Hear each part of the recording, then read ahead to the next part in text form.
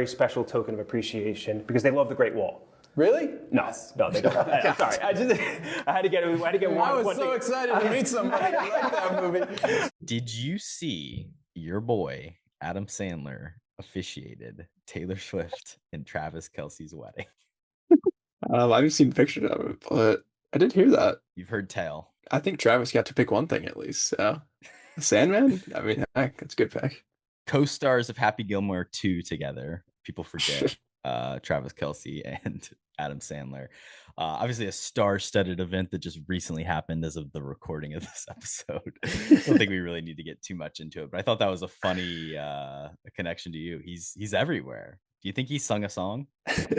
I would hope so. I mean, he deserves to be everywhere. He's at that level, I think, especially after like becoming a serious actor, where he just gets the love that he deserves, that he should have gotten from the beginning. So yeah, I think it's cool that he's just popping up everywhere now. Yeah, I don't know if I can get too much behind the strange grandeur and also pop cultureification stadium Madison Square Garden-esqueness of the ceremonies and nuptials that are previously discussed, but we don't have to talk too much of that. I do want to throw out, Taylor Swift in movie news provided the end song for the film Toy Story 5. Could be nominated for an Oscar come next January. We'll see.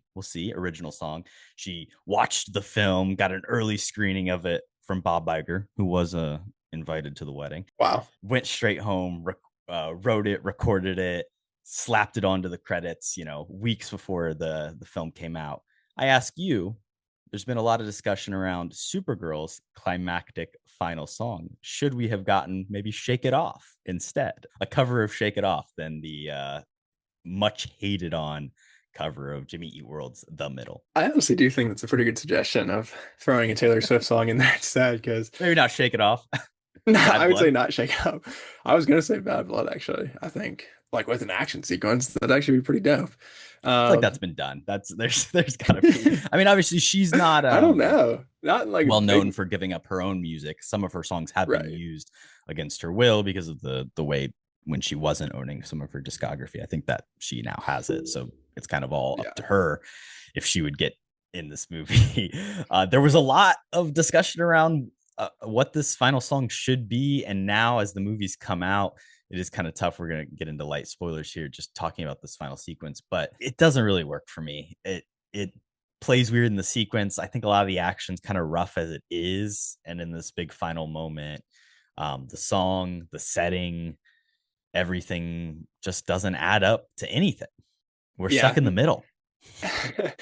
No, I do agree. I feel like if you kind of throw pretty much any other song on top of that scene, it's going to get at least a little bit better. So I thought that pick for that scene specifically was pretty poor. Don't really understand it. I've seen a ton of stuff online too, where it's like there were multiple kind of cuts and a lot of James Gunn stuff that he wanted. I heard like he wanted Girls Want to Have Fun, which I don't know if that's a great pick either. A cover of Girls Want to Have Fun. Right, There's a lot of cover talk.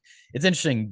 We are recording this the day after this Hollywood Reporter article came out that's kind of a postmortem, a discussion on what happened, what went wrong. It's literally titled "Making a Box Office Bomb." I mean, it's definitely a bomb, I would say. But it's a Boris Kitt article. I genuinely do trust like his reporting. It is a lot of like, one insider told me this, I heard this from a source, and it's conditioned. It's PR. It's a certain. There is obviously someone out there who is purposefully putting this information out in the public to feed a narrative, to create a narrative about this film, what went wrong.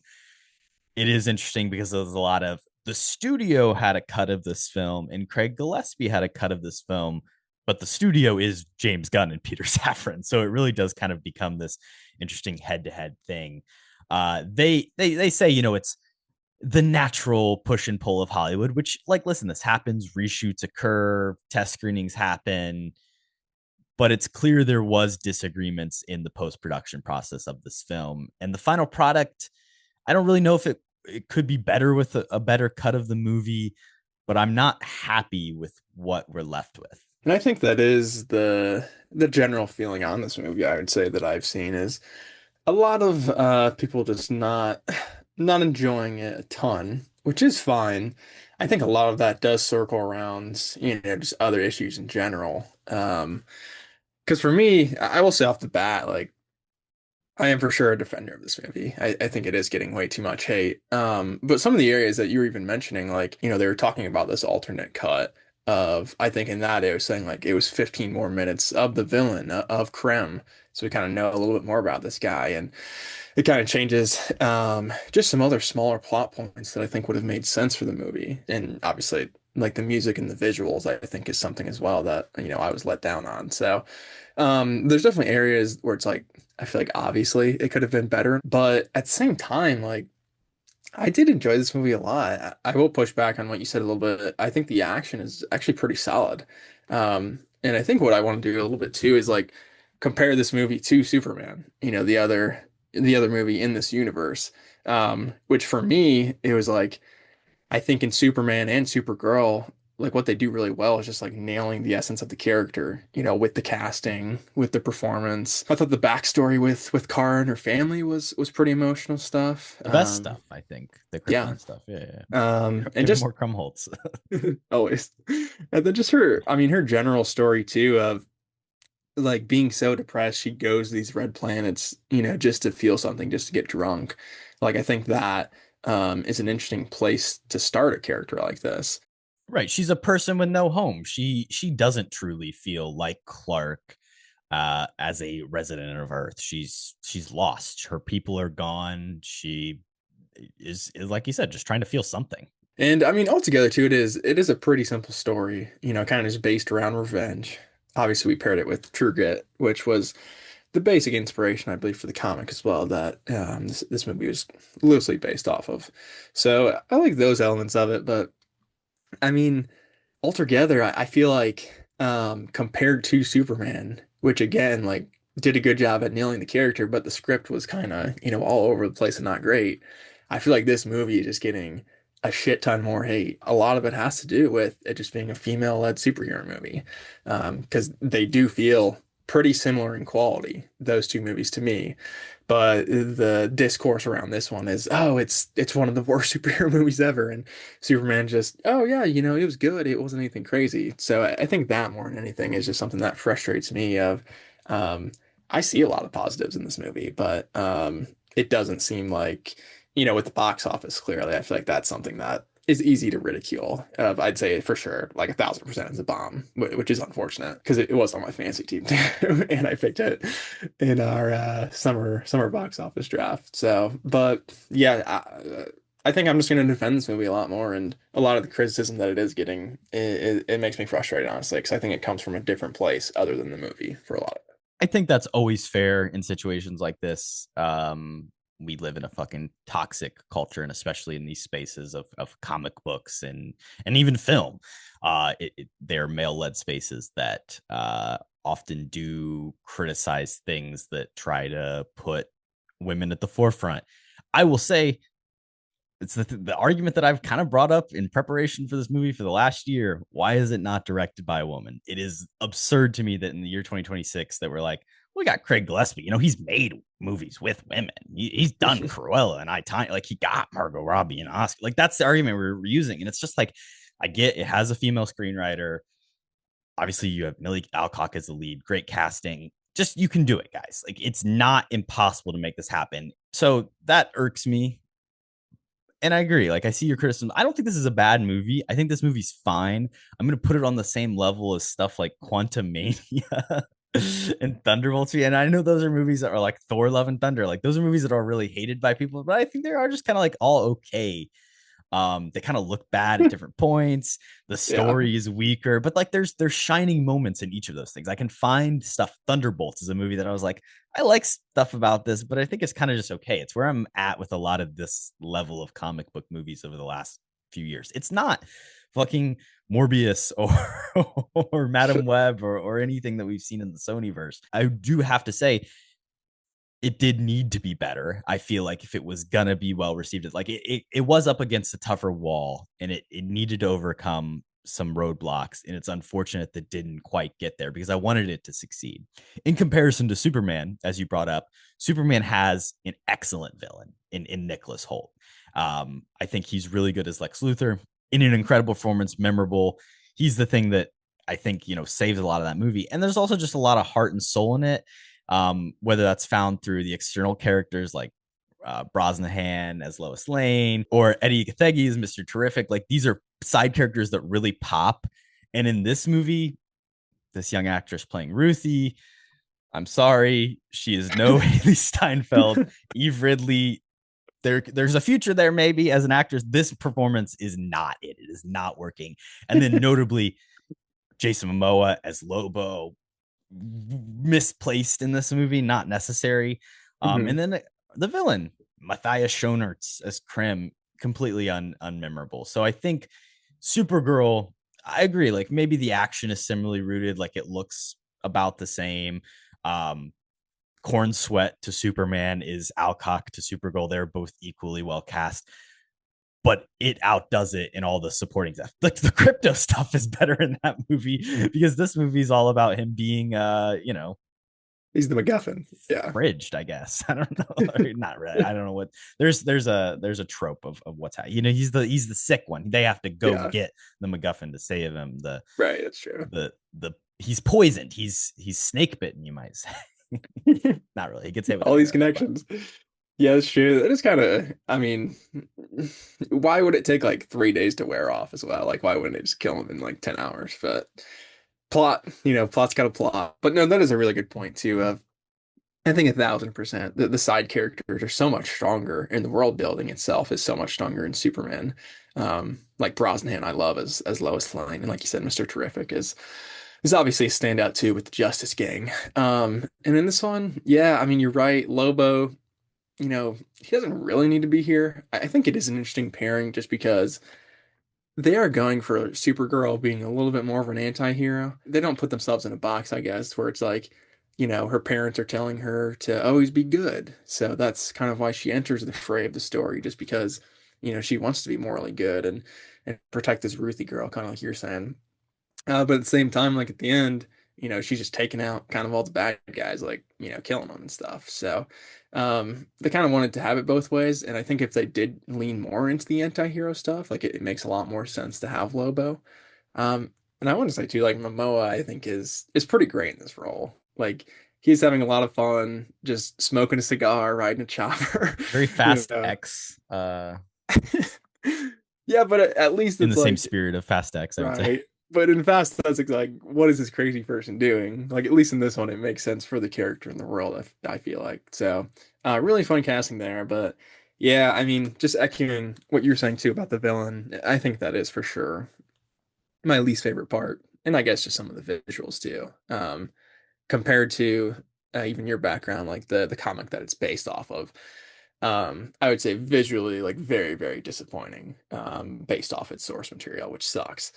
And yeah, like you said too, I feel like it makes sense to have a woman direct this. If not, at least James Gunn fucking direct this. Like, I don't understand why he didn't, if anybody else, if you're not gonna let a woman do it. I feel like his just visual style, because there's a lot of stuff that they try to do. I will say there's a chance that nobody would say yes. They might ask some people. But it's like Gillespie is trying to copy his style, basically. I mean, like we said, with the terrible needle drop, with the action scene. It is a weird, we got to talk about the gunnification of it and the Guardians of Gal. I mean, even like Superman can get some of that arguments of like, you got to have your quirky little side guys. Yeah, and it's a space, like, action comedy movie. Like, it's basically a Guardians movie. So this should have leaned more Western, in my opinion, and gone in that direction.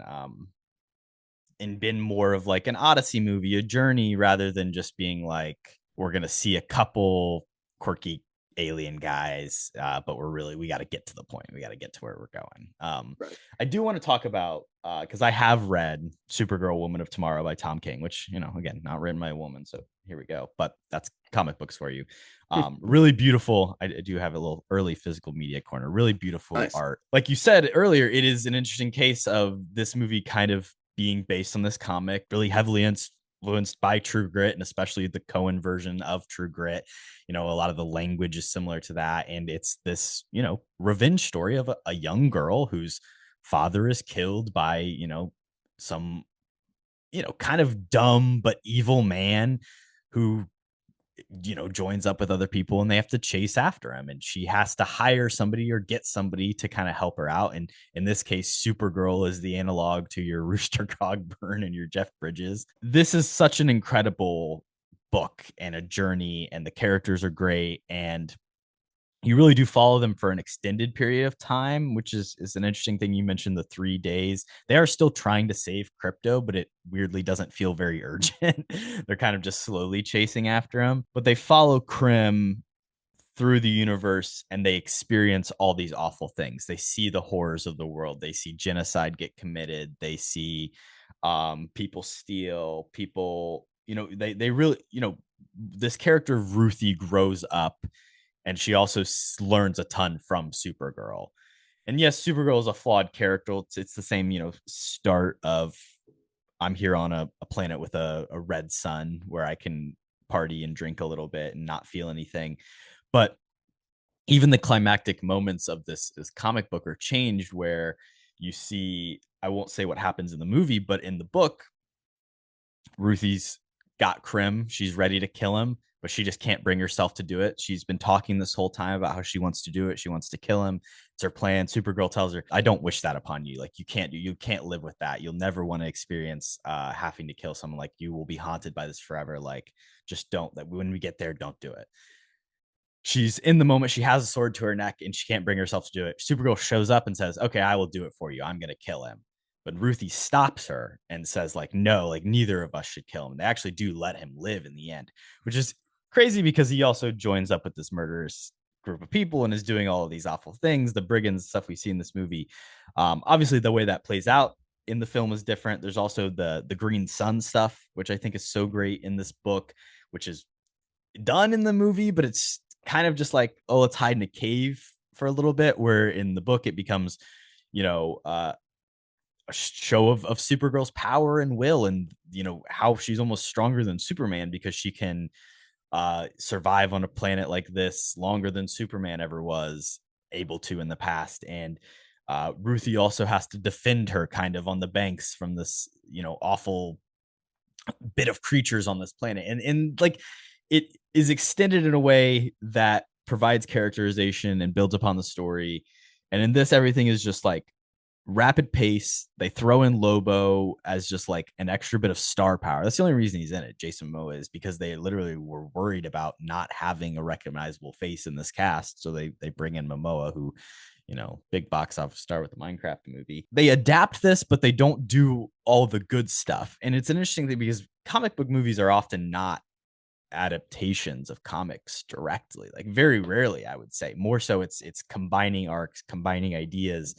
Obviously you have stuff like Spider-Man One More Day, which is kind of being done, I feel like, in Brand New Day. The idea of like wishing and Peter Parker's identity being reset, like stuff like that gets taken, but it's not, we're going to make an entire movie based around one comic run, which is what they tried to do here, a beloved comic run, but they did it really unsuccessfully. Yeah, it's hard when, especially you're adapting something so beloved and something just universally, kind of loved and just respected. And then, like you said, I mean, just not being able to do it as in depth, or choosing to not, have deeper arcs. And like you said, I mean, the character of Ruthie, I feel like in the movie is just certainly not as strong as what you painted there, just from a, character perspective and an arc perspective. So I think, yeah. And I mean, the easy thing is just think of Haley Steinfeld in True Grit. Like, if we got that, if you just take that character and put her into the Supergirl movie, like 4 stars, 5 stars, I don't know. It's a lot better. Haley Steinfeld would elevate the movie, I think, for sure. But Haley Steinfeld as a 13-year-old, doing could do like de-aging or something. We could make it work. But yeah, I do think undoubtedly like that would make the movie better. But I think I do kind of agree with what you're saying as well. Of like, I guess just like the side characters, because I do think the portrayal of Supergirl is pretty solid, but it is kind of everything surrounding her in a sense that just doesn't always work, which is unfortunate because I think Millie Alcock is kind of perfect casting. But now I think even the more that you would compare it to the source material, probably the worse and worse it looks from a story perspective, which is pretty unfortunate, and from a visuals perspective, like I mentioned too. So, yeah, not the greatest adaptation, which sucks. Do you think they should do that with comic books more? Should they adapt storylines directly, or I mean, it is difficult just because, because like Infinity War was kind of like, I going in, I knew Thanos was going to snap because that's something that happens in the comic books and is like one of the most notable events. So let's take stuff like that.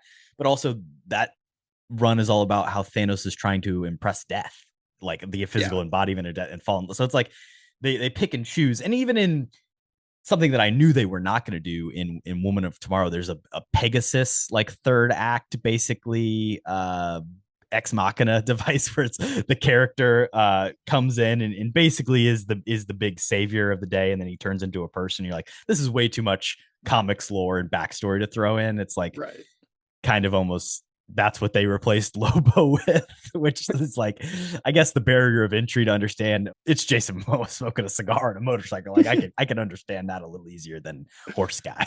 Right. It's easy for the public to digest versus a unicorn. But yeah, I do think that's a really good point. Pegasus. He's got wings. He doesn't have a horn. Sorry. My bad, guys.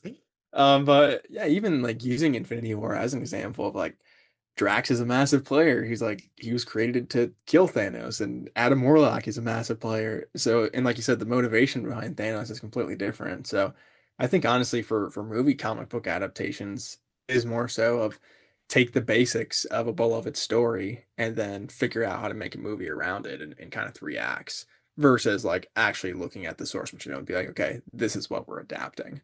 So, yeah, maybe you just need like a little bit of a change in mindset, when adapting a comic book story. Because I think it would be awesome to see more, like very faithful adaptations, I feel like, with comic books, because there are tons of great stories, obviously, to tell, but, adapting it into the movie format, I think is what makes it so difficult. But yeah, again, I will say I really like Lobo in this.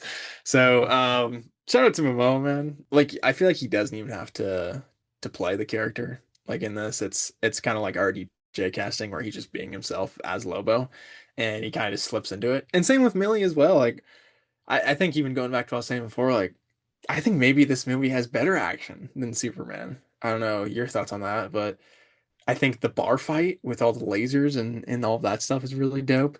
And then at the end, too, I mean, she's literally just like booting people all over the place.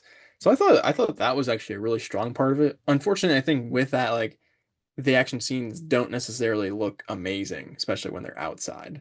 So I think that's more of just like the visuals surrounding it than Millie or the action team in general.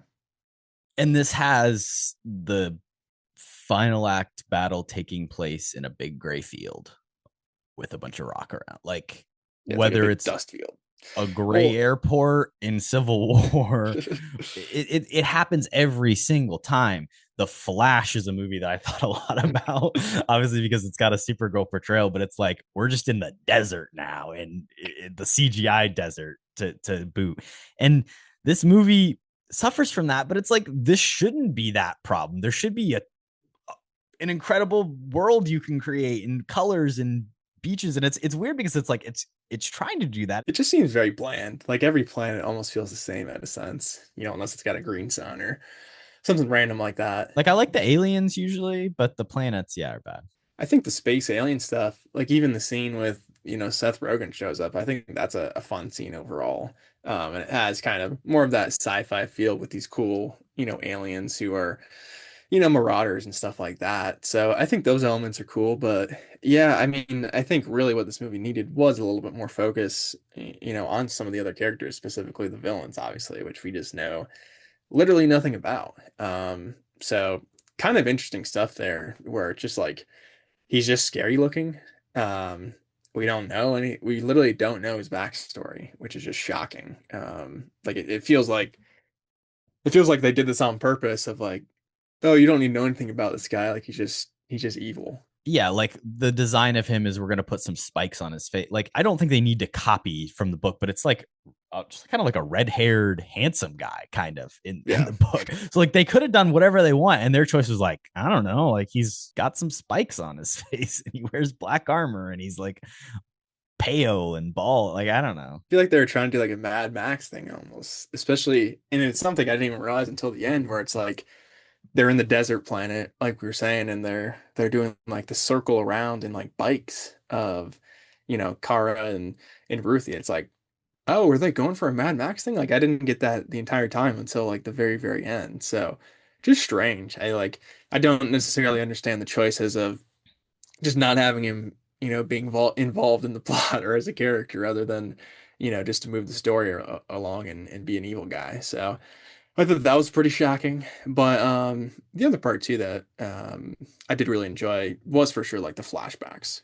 I think like the origin story of Kara was done pretty well, and maybe just have that be this entire movie, to be honest. But the stuff with Krumholtz and the mama I thought was solid, and then also too just the fact that she comes to this planet just with crypto, and then like that's really what gets her into the story is crypto getting hurt. So I think that's actually a solid plot structure to revolve the movie around. It's just because I'm a pet owner. I think that's stuff that people can relate to and connect to. Of imagine you have to go on this dangerous journey to save your animal. I mean, I think people can get behind that. I think like the first half hour of this movie, honestly, is pretty great. And I think, like you said too, just for a better adaptation, it could have been a lot longer. Like I wouldn't have been mad with the 2.5 hour Supergirl movie if it does go into these dark ass worlds and kind of show us just a different side of the universe, which I think it has shades of that. Like I was saying, I think like her being more of this anti-hero figure versus just Superman, who is pure good, is an interesting dynamic. Um, but it's not as dark as the material, like you were kind of describing there. So kind of just wish that they did pick a lane and either do a fun sci-fi action comedy, buddy comedy, or commit to the source material and make it dark as hell and kind of sweep us off our feet. Because I feel like something that I see for the negative is, oh, everybody has superhero fatigue. This feels like a Phase 1 Marvel movie. Like I feel like they really could have separated, themselves from that just by making a couple of key different choices with the story. So again, like overall, I still enjoyed this movie, to be completely honest, but I feel like it's so obvious and where it needs improvement that the general public can just pick it apart and say they hate it just because there's a couple key things that are like, yeah, obviously the villain sucked, so this movie's terrible. And obviously the needle drop is not good, so this movie's terrible. And they shot the whole movie, and it's like they should have probably cast a different kid. And it's like you can't fix that in Well, 9 days of reshoots. You hate the kid actor regardless, but They hid the kid in the marketing and they hid fucking Krim in the marketing. And there's a reason for both those things. And yet they are huge in the movie. well, I think the kid is fine, honestly. It is a kid who's really done nothing else. I feel like litter boxes was her only thing on there. So it's just a little bit inexperienced, but I thought she was fine. 2 episodes of the 3 Body Problem, 1 episode of The Witcher. So she's a little bit of a Netflix actress. Interesting. She apparently has done some animation voicing in some television mermaid something. Little Baby Bum Music Time. Peppa Pig, 1 episode. Peppa Pig. She played Wendy Wolf. She is like British. And when I say like British, she has a very like hello, not no. She has a very like highborn accent in this movie. Yeah, she's from the United Kingdom. That's all. That's the best I can get you on Nice. IMDb. I don't have any more. So is Millie Alcock though, so it's good. That's true. I mean, I think her character is not as strong even as what you described from the comic there, clearly. It's similar-ish beats where she's still, I mean, I feel like she is the main character along with Supergirl here. And there's not a ton of characters. So it does focus on her at least more of, her pain and her revenge quest. I think that's always just a good general story beat of their motivation is pure revenge. Like it's hard to argue against that. This guy killed her family and she's standing right there. So I think that's a good jumping point, but for sure could have used just a lot more, in-depth analysis as a character, because I feel like as we get into the second and the third acts, it doesn't focus on her as much, and then even like the ending, it's definitely not as strong as the comic that you just described there too. So definitely could have been better, but I thought the actress was fine, honestly. She's from Sunderland, and I'm currently on the Nice. Wikipedia page for the list of people from Sunderland. I was trying to find somebody that like They have a good uh football club. oh, okay. There are some footballers on here, but I didn't, it is the World Cup season. I didn't want to I don't yeah, I don't know. Harry Potts, familiar? Harry Potts. Yeah, I know him for sure. Big Potts fan, but I was looking at the list of actors, and it's not it's probably not great. Yeah. she might be the most famous one. I mean, there is somebody named Jules Jameson, which is cool. That's a good name. Jools, Mm. and he's a Shout out video game JMO. CEO. Shout out Sunderland. Any fans from Sunderland, comment below. I will say crypto only works because he's set up in Superman, and you do have to like appreciate that world building of like you meet this character and he's the thing that I think carries it. Like, what I'm saying? Like, yes, a dog will always be good motivation, but this movie doesn't really give you any chance to care about this dog because it knows it did all the work in Superman. Yeah, I guess that's fair. It's not like John Wick where it's like you get 5 minutes to fall in love with this creature. Like they don't have to do that footwork because it's like everybody knows crypto. Right. We already Yeah. had to save him once, but Yeah, he is do it cute in again. Superman, but I guess it's like I don't understand even his inclusion in Superman, really. I guess she was just drunk on some planet and didn't want to bring him with for some reason. So Just he to was that just planet though, but she'll bring him to this one. right. But it's just like it's not Superman's dog, really. So it is kind of confusing on why he was even around for the length of that movie. But yeah, just like you said, I think it's effective though, just because he has been established. And he's a cute CGI dog. So I think it would work anyways. How do you feel about the future of the DCU? We got Um, Lanterns coming out yeah, later this year, and we do have a dated Superman sequel, 2027, I believe June or July next year. So that's currently being filmed. Paramount looming, the purchase, the merger. It seems like the Ellisons have paid their dues to the government, so they'll be shepherding that through. It's a question of what's going to happen. I don't know.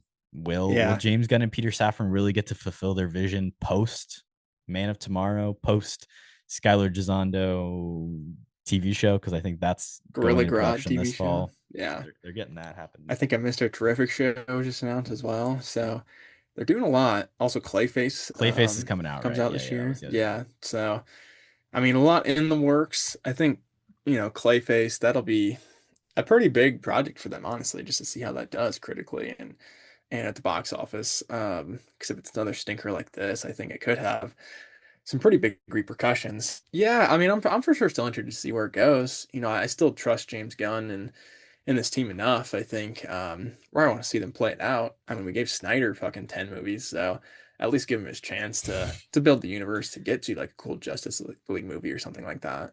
But yeah, I don't really want to see another half-assed universe that would get 5 movies and then we reset again. I think that would, maybe just cause the downfall of the DC superhero movie universe altogether. So I really don't want to see that. But yeah, hopefully Clayface is just actually a good script. Say, I think just that quote that Gunn gave out to like, oh, we're only making movies if we have a really great script, and then you make this. It's like, well, that was kind of the weak point of the movie was the script. Everything else around it was okay. But if it was a better story, it definitely would have been a lot better. So hopefully that quote is true for Clayface. It does look like more of an interesting story to tell of, but it is not really a hero. So it is kind of a weird choice to do that this early, I guess. And yeah, the Lantern show, I'm excited for that. I think the casting is really good, but you got to nail the story and you got to nail the visual look, which is tough for Green Lantern, and they haven't really been showing a lot of that. So I think that could be problematic possibly. But yeah, and for sure, definitely excited for the Superman sequel, seeing Nicholas Hoult and kind of the Luthor tech, uh, fight Superman 1v1. I think that'll be fun. And Millie Alcock, I believe, is going to be Yeah, in it. Yeah. and probably John Cena and the rest of the crew that they've established. So I think Right. should be. I'm definitely looking forward to that. But yeah, I mean, after something like this, it is for sure worrisome. I feel like I don't know how many more chances they have really to bomb at the box office. I guess more than anything else. But we'll see. Clayface is a horror movie, ostensibly, so there is that world where it could just be successful on that grounds. But like you Yeah, said, it is kind of strange to be like your third movie is going to be a a lesser known villain character, basically. a Yeah, villain, yeah. And a it's going to be body villain origin horror. story for a hero we haven't established. So it's interesting. And originally a script from Mike Flanagan, Right.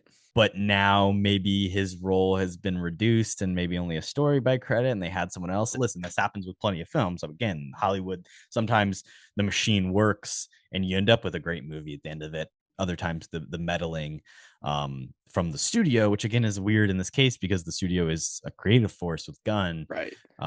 even more so than the Kevin Feige was, and fuck, he had a lot of meddling to do of his own. The thing is too, like we always compare it to the MCU. Like the early MCU is not very good, to be honest. True.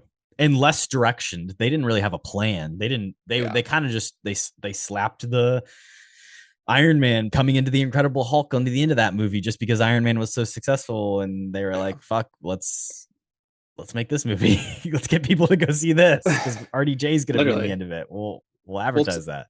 Yeah, and it's also like, I mean, out of the Phase One Marvel movies, there's like one good movie really. So, I mean, I think it just takes time to establish a universe where you have a lot of interesting characters and you have other interesting villains that you've already, had in movies too, and you can kind of finally combine those and maybe make the story that you wanted all along. So maybe that's kind of the sequel to Superman that we'll see. But yeah, I mean, I think it is a good example to compare Supergirl to, like Thor 1 or something like that, where it's like, I think you nailed the casting and Better movie than Thor.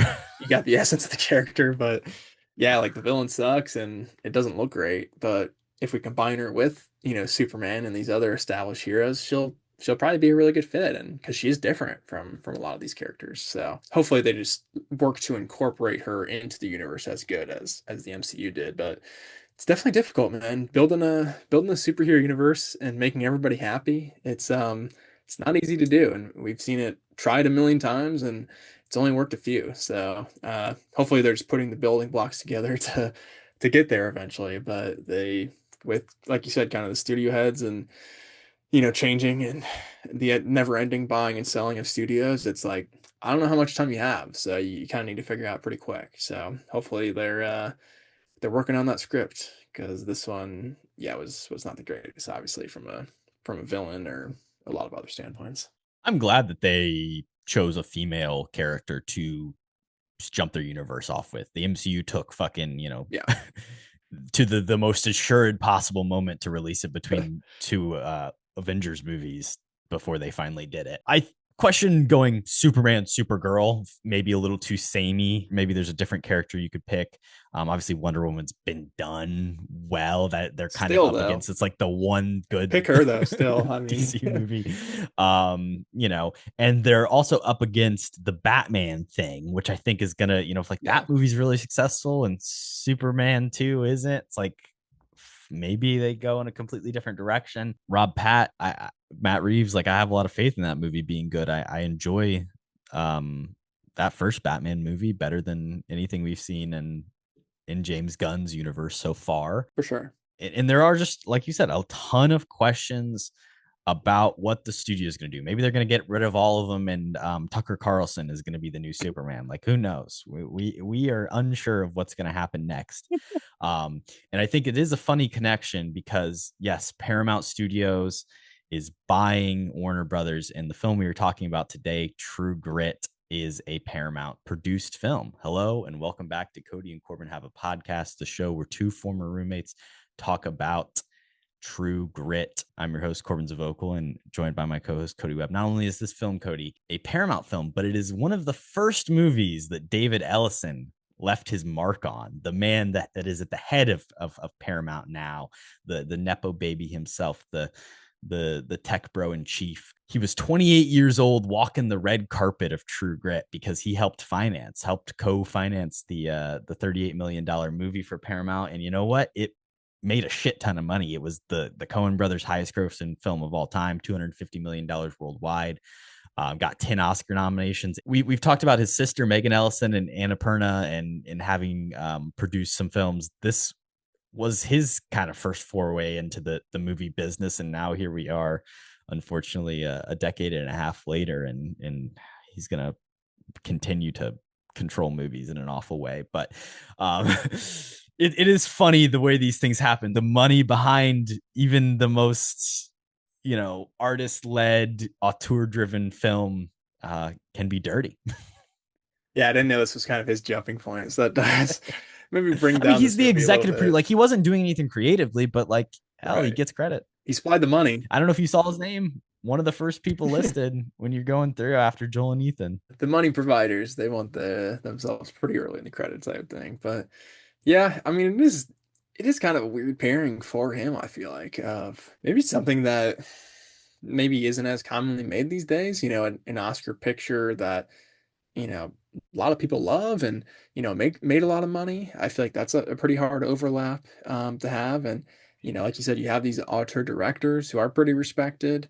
Um, and I think this is one of the better Coen brother movies, I would say. I mean, they've obviously made a lot of good stuff. It's kind of like a Safdie situation where one of them's kind of talented and then the other one's kind of just tag along, right? Am I right there? Well, it's their best together is what I think we can say. Okay. Because the Tragedy of Macbeth is a well-made movie, but it's not terribly interesting, and the script is just Shakespeare, right? And the production design is minimal, obviously, as a choice. That's Joel, and he's the one who's married to Frances McDormand. The only movie he has made so far is the Tragedy of Macbeth post their, split up. Allegedly, he does have a new film coming this year, which is on my fantasy team, Josh O'Connor starring. So which one made Honey Don't? That is where we get over to Ethan Coen. He's married to Trisha Cook, who is the co-writer of those films, Honey Don't, Drive Away Dolls. Okay. So he is kind of the better one, but his solo stuff really hasn't been anything great. Right. Well, and what maybe if you look at those films, and this is not necessarily the way it's talked about when you actually talk to people who work for them, but like Tragedy of Macbeth, there's no script there, there's no story, but the acting is like, the actors are really well done. Like, he directs the scenes. There's more of a story. There's more of a fun dialogue in Honey Don't and Drive Away Dolls, even if the story isn't necessarily interesting. Bad. Like, it's quirky characters, right, but kind of uninteresting circumstances. Gotcha. So kind of the blending of them together, they both bring those elements. They're often described as two-headed directors, though, literally, where it's like they both do everything. You can ask either of them a question. It's not, one's handling one thing. They work in tandem. Obviously, they have stopped working together. Maybe they'll come back together. It took a while for them to get the co-directing credits on their films. A lot of their early ones are just Joel directed and then the co-written, but that's like DGA bullshit where they were just like, co-directors don't exist. Right. Fargo and Big Lebowski, like a lot of their earlier stuff. It is still under, I think, just Ethan's, or like whatever you said, one of them's name. Joel. It is interesting. Like we said, this is the highest grossing film, but this is also their most, we get to do whatever the fuck we want. You could say it's like the blank check moment, because it's not their direct follow-up to No Country for Old Men, the Best Picture winning film, but it is basically like the first movie they get to make as a result of that, because they've got A Serious Man and Burn After Reading kind of in the pipeline. They're people who, while they were working on one movie, were kind of always working on the next one or the other script. So it's like they had those backed up, and then it finally comes down to like, okay, you're riding off the success of this. What's your dream project? What do you want to make? And they're like, let's do True Grit. Let's do a remake of True Grit, because we like the original novel and we don't think the original movie with John Wayne is a great adaptation of that. And everyone was like, oh, okay. Like, Scott Rudin, their longtime producer, was like, yeah, sure. Like, whatever you guys want. And it does end up being their highest grossing film. It is kind of a flash in the pan moment. If you release this movie today, does it make that much money? Probably not. It's their cultural relevance post, like I said, No Country. It's having Damon, I think, as a star. It's that it's a PG-13 movie rather than rated R. So it's kind of a family film. You've got the little kid and you can bring everyone. It is kind of just a weird confluence of the right time, but it's a really successful movie, in my opinion. I really enjoy it. And like like I said, I wish Supergirl leaned more in that direction. It is a weird choice that they wanted to make this though. I do like that of, like you said, it kind of just being a bit of a passion project. And when they, were up to the claim of having money to do whatever they want, like you said, doing a remake of a John Wayne movie, I think that's just fun and interesting and something probably people wouldn't expect. But I think compared to the rest of this filmography, this is pretty high, ranking wise for me. I think it is pretty decent. This was my first watch for this movie as well. I'd never seen it before. And I've seen most of the other filmography. I do like Burn After Reading a lot. I think that's underrated. Obviously, No Country is great, and yeah, Fargo, and like I said, Big Lebowski. Like you can go down their filmography. More of the recent stuff, like we said, once they've broken up, not as great. But in their prime, I think they were pretty respected, especially box office wise and critically wise, which is it's hard to do a lot of times. Marinating both of those together, but I think, maybe Supergirl with its adaptation is a little bit basic. I think what this movie does really well is, like you mentioned, those three, actors of Steinfeld, Bridges, and Damon, just that Throwing a revolving little Josh trio. Brolin too. Yeah, well, he's barely in it, but he's fine. But I feel like we actually do have like interesting characters. We understand where they're coming from. Haley Steinfeld is great, obviously, as a kid actress. So that was an outstanding find. But I mean, I think Bridges is also really, really great in this. Of just this, this veteran, withered down. He's older now. He only has one eye, but he's just a badass. He has the experience versus Damon, who is this, good old boy Texas Ranger, hunting down whoever, where he is a bit more green. He still has that overconfidence. Where Bridges, he does have that grit. Shout out to the title. A great roll credits moment as well. A man With of true Steinfeld. grit. They tell me you're a man of true grit. Gotta have that early, but I think with those characters, even the intro scenes for Steinfeld and Bridges are both great. With Steinfeld, her doing that negotiating scene, where she basically just keeps threatening legal trouble until she gets what she offered off the bat, which I thought was really cool to see just from a how old child. And then the courtroom scene of Bridges, I think, was an awesome introduction of him just him basically just like shooting the shit and making the jury laugh and stuff. But at the same time, like establishing he's killed 20 plus guys, and Right. He's not a good guy. no, like he does his job well. So I thought just the establishment of the characters was impressive, and then you just go on this whirlwind story where each of them are kind of broken down, and it gets even darker from there. So yeah, I thought overall, I mean, pretty solid. I don't know if it's my favorite Coen's of their movies, but I was definitely impressed on the first watch. It's not my favorite, but it's definitely up the top. It is like my favorite Western film.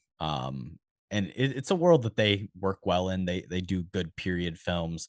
They have a lot of fun with, I think, language and especially like accents and writing in different voices. And they're always very particular about like, you'll read this exactly the way we wrote it, because we have like even the exact intonation of the way you're going to say this and that accent you're going to use. Damon, I think, is a lot of fun, like you said, as LaBeouf. The beef, yeah. Such a stupid name. He his connection, this is the first time he works with the Coen brothers, obviously not the first time Jeff Bridges does. But he like met Joel Coen in the 90s on the set of a Western movie that was he was like a small character in The Good Old Boys, that was directed by Tommy Lee Jones, and Frances McDormand was in the movie. So Joel Coen was there because they were married. He met a young Damon. This is 94. This is fucking, pre Goodwill Hunting. And then finally, it's 20 years later almost that he gets to appear in the first Coen Brothers film for the first time. And he does kind of a Tommy Lee Jones impression. He says he models because Jones is a guy from Texas, part of his accent. And of course, Tommy Lee Jones is in No Country for Old Men. Another, connection there with the Coen brothers. And in this movie are a lot of Coen brothers players. Brolin's in No Country for Old Men, Jeff Bridges, as we said, The Big Lebowski. There's a couple people that appear in this for the first time that then go on to be in other of their movies. Like they're always constantly reworking former cast members in.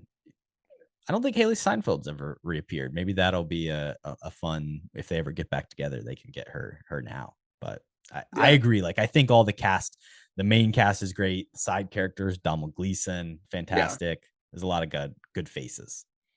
I thought it was awesome to see Domhnall show up in a pretty early role from him. I thought that was really fun. But yeah, I mean, like you said, a lot of their kind of main players, it is kind of a bit surprising that Steinfeld didn't come back and work with them. But I mean, obviously, you know, it is very role specific, I feel like, for her. Like No Country, it is kind of a Western, but I feel like going forward, they don't dive into that genre a ton anymore. Ballad of Buster Scruggs.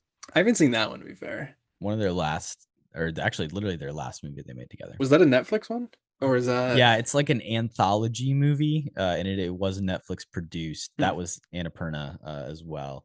Gotcha. They got the Ellison money, but it is fun because it's like basically 5 stories. I think some of them are better than others. It is anthology, like you said. Then that's interesting. Yeah. But it's all, they're all like Western stories. Right. Yeah, I'll have to check it out. But maybe you could have thrown her in there, kind of in a similar story like that. But I do think in this too, like she does have to be a little bit versatile, like especially earlier on in the story. Like you said, it feels like it's going for more of a family kind of movie where you have kind of the comedic moments of the grandma keeps on taking her blanket when she's trying to sleep at night. You know, kind of like little stuff like that. And I guess even like Damon at the beginning, like spanking her because she won't take no for an answer about coming along. Like that's kind of like stupid comedy stuff I feel like they're going for. But as it goes along, it does get a lot darker too. You know, Steinfeld does a good job of showing that transformation of the character of seeing like, you know, this crazy stuff she shouldn't really be witnessing as a child, and you know, helping Bridges be a bounty hunter basically, which is obviously a pretty dark profession itself at this era. So I thought just like her performance as a kid actor was pretty impressive, and obviously, I mean, we know the quality of an actress that she is now, but at the time, it was definitely a great find for a kid performance. There was a lot of stress over finding the role here. I think they looked at like 15,000 people. Oh wow. to try and find it. Like it was an open casting call throughout the fucking entire country. Hey, come forward. And I think it was even like in the last couple weeks leading up to the production, they were finally like, okay, this is the person. Wow. And they chose very wisely.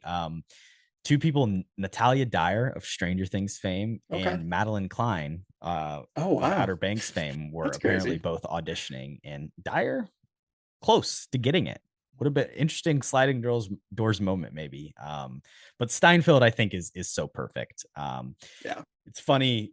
I've only seen this movie once, and it's been now like 5 years. Rewatching it, it felt so familiar. Like so many of the scenes just like instantly came back to my mind, and this movie is so memorable in that way. But at the time, I was like, man, it sucks. All we got was Pitch Perfect and Bumblebee from her, and now, hey, Sinners, like it's happened. Like Haley Steinfeld has gotten to have her moment back in a big movie and doing really great stuff. So I think that's also cool to see that like it wasn't just she had a good performance as a kid, got nominated for an Oscar, and then never did anything again. Like she still is capable of being a movie star. Yeah, it's kind of like what's the she obviously had her pop star moment in there, I mean, as well, but yeah, she's multi-talented, obviously. Who were you going to compare it to? Very Millie successful Bobby Brown? movie career. Oh God, no. Abigail Breslin? No, she's awesome.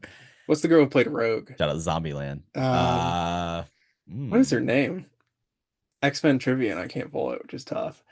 But she won an Oscar. Anna Paquin. Yeah. Anna Paquin. Well, she the piano, yeah, very the youngest winner ever. And then I feel like she hasn't really gone on to do a ton of other dramatic stuff that she's been recognized for, at least. So, like you said, I feel like that is a hard thing to overcome as a child actor, having that much success early. And what was Steinfeld nominated for this performance? I believe so. Yeah. This movie got 10 Oscar nominations. It won it got 10. 0. That's crazy. It was not eligible for original score because they said too much of it was Right. pre-composed music. It uses a lot of time period stuff. Carter Burwell, though, frequent collaborator. I think the music's so great. But yeah, 10 nominations. Surprised no wins. What do you think you would say is the most robbed? Well, that's a good. Let's Bridges? pull it up. But Bridges is probably, I'd assume that's some tough comp, but I do think he's phenomenal in this, in the lead role. And then I'd say probably screenplay. I mean, obviously not sure what it was up against either, but I feel like that seems, just with the Coens in general, that's always one they're a contender for. But I am shocked that it didn't win any. I feel like that's just weird to nominate 10 times and not at least give it one thing. This film notably came up against the juggernaut, The King's Speech, Oh, Jesus, which it was really that year. swept out. Here's the 10. The King's Speech, the winner, 127 hours. Black Swan, The Fighter, Gotcha, you lost to Christian Bale. Inception, The Kids Are All Right, The Social Network, Toy Ooh. Story 3, Love that. True Grit, and Winter's Bone. Okay. I mean, it's a pretty good year, to be fair. A lot of classics that I feel like have stood the test time, but yeah, I think he lost to Bale. Or but that No. was supporting, wasn't it? Leading yeah, role, so, Colin Firth, The King's oh, Speech. of course. The King's Speech. Which I still haven't seen, to be fair. But You will like the supporting actress winner though, Melissa Liao in The Fighter. yeah, she is great in that. The Fighter got both supporting, I think, wins there, which is deserved. But yeah, I mean, good year overall, but yeah, I guess the King's Speech is just really good, guys. So everybody check it out. But no, I think it should have won at least a couple. I think that is pretty shocking. But Adapted screenplay goes to The Social Network. That's which kind of a tough. Yeah, that's fine. I mean, the Social Network probably should have won Best Picture and Best Lead Actor too. So that's just the Oscars being the Oscars. Yeah, directing again. King's Speech wins. I mean, did it sweep everything? What is the King's Speech, man? Colin Firth. Not a great movie. Had to watch that in my high school speech class. Have you watched it since or no? No. And I think it was like, over 3 days and I missed one of the days. So. He didn't even get He did give that speech though. Full experience. Oh, he must have. It must have been pretty damn good for all the awards that he won. But Deakins nominated for cinematography. Inception wins. Wally Pfister kind of deserved. that's fine. I was gonna say that too. I think Deakins. I mean, obviously he's always great, but this isn't his best. yeah, it's not his best, but it's still a pretty good showcase, I think, for what he can do. The final shot of the film, fantastic. Awesome. Beautiful. Yeah, one of my favorites. But it doesn't really give him that many moments to do something crazy visually, I feel like. It is just, 3 people in a desert looking for somebody. Like, it's not that crazy visually, but it's winter in the desert. That's there's some fun snow stuff. Snow I like scenes. that. And the night stuff is always good. He's great with that. I was gonna say the night scene where Damon is tailing them. It's the domino scene. But they're waiting for the boys outside to come back. That's one of my favorite scenes, and that all takes place at night, obviously. Damon rolling up and then them right behind, I think is a sick moment visually. And then like all the shootouts and stuff too, I feel like from a visual perspective, are very well done as well. I think, with Deakins, it's hard to critique him at all, but I think his combination with the Coens was pretty lethal, to be honest. Like just the visual storytelling was definitely one of the biggest positives I had. Yeah, and again, it's like he's made quite a few movies with them. He shot No Country for them as well. Like I think that movie's probably looks a little bit better, but there's some good, horse stuff and that final shot, her in silhouette walking away from the camera, the adult version of the character. And you see the gravestones. It's so cool. And the save. I mean, the bridges save, the trek back. I mean, that from a visual standpoint too is definitely sweaty ass horse. The time passing, all the dissolves between. Yeah, it's good stuff. Yeah, really good filmmaking. One thing I wanted to mention is that not only do they get Steinfeld to be in this role, which really saves them, but they reframed this movie to be focused more on her. The book is told from her perspective, and that's the thing that they wanted to do that the John Wayne film doesn't really care about. It's less interested in the child aspect of it. She is a character, and it's funny because it's a series of films. I don't know if you knew that. There's 3 True Grit movies they made. I think John Wayne is only in the first two. Then the third Okay. one that they get a gift guy. But there's True Grit, 1969, and then Rooster Cogburn, parenthetical ... and the lady, in Okay. parentheses, and then True Grit, A Further Adventure, Nice. 1978. They were still doing the sequels back in the But they day, bring man. back Maddie Ross in the third one, and it was supposed to be like a Okay. backdoor TV pilot, but that did not turn into anything. Gotcha. I like the idea there. And yeah, I mean, that's not shocking in the 60s. They were like, oh, we're gonna make a movie with John Wayne. You know, it's gotta be centered around him, not the main female character. We don't care about her. So that's And not it's a too kid, like it's surprising. a tough thing, it's a little kid still, and the kid is in it. The thing that the Coens do, it works out so well in this version of this modern adaptation. I think the negotiation scene is the prime example of what makes her so great, is like her going back and forth and just basically like terrorizing this guy with her tactics. It's so well written and so well acted. Yeah, and for that to be the starting point, pretty much with her character too, I think is just an amazing spot to launch, her journey forward. Because you do see like, she's not going to back down from anybody. She has no fear. She has nothing to lose in a sense. So I think just all of those traits make her pretty interesting as a starting point. And then I think like her dynamic with Bridges as the movie goes along too. At the beginning, Bridges pretty much just completely ignores her, goes around her back and makes a deal with Damon. But once we get deeper into the story, like, She wills her way in. yeah, I mean, literally too.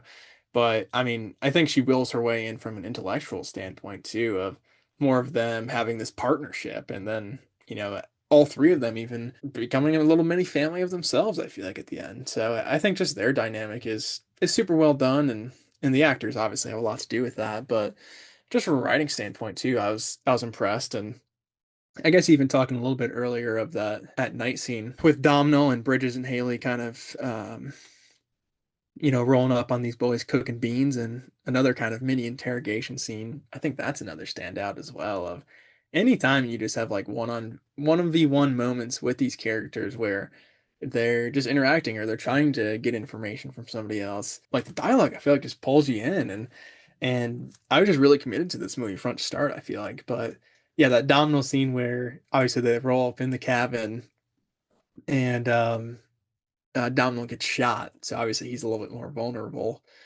So they kind of work him, and he's about to crack and give them info, and then his boy just chops his fingers off. Stabs him in the chest. I mean, yeah, it gets pretty intense. I feel like I didn't even realize it was rated PG-13, because I feel like there is, just a lot of violence in general. And I mean, that was a visual moment that was like, wow, that was really gross. But I thought it was really good. Like Domhnall in that scene is super intense. Obviously an early role for him, but even like the random side characters, they cast so well that it always works, I feel like. Yeah, he's so great in his final moments, confessing the truth. Tells him where's he at. His name's Moon, which I do Yeah. love. Great character name. I mean, a lot of great names. Rooster Cogburn, we haven't All really timer. Yeah. mentioned. All timer, obviously. LaBeef. I mean, LaBeef, it's just like every name is iconic almost. Zor-El. Oh wait, that's Supergirl. Sorry. Which I feel like true. Which I feel like it shouldn't be pronounced LaBeef. I feel like it should be LaBeouf or something like that. But literally everybody calls him that, like in the movie, from the beginning to end. So He doesn't even know what his name should be pronounced as. well, and I think Damon too, like he is the underrated aspect, I think, here. Like obviously it's the Bridges and Steinfeld show. But Damon, and he comes in and you think he is going to be more of this antagonistic figure, I feel like, of he's just tailing them, he's got his own motives, and then he shows up in that moment, like I said, I was like, oh, he might be dead. But I think after that moment he gets humanized a little bit more, of he like bites his tongue really hard, and that's kind of a funny thing that's reoccurring. But he kind of gets injured, and it's a little bit of even a role reversal with Steinfeld for a little bit there, and then like I said, he kind of comes back and even saves the day at the end too. So I thought he was solid. Maybe give him like a little bit more backstory other than, oh, I'm from Texas and it's more dangerous and you guys don't know anything. Like I feel like that's kind of all we get from him in the first act. So maybe a little bit more backstory, maybe give him like an opening scene.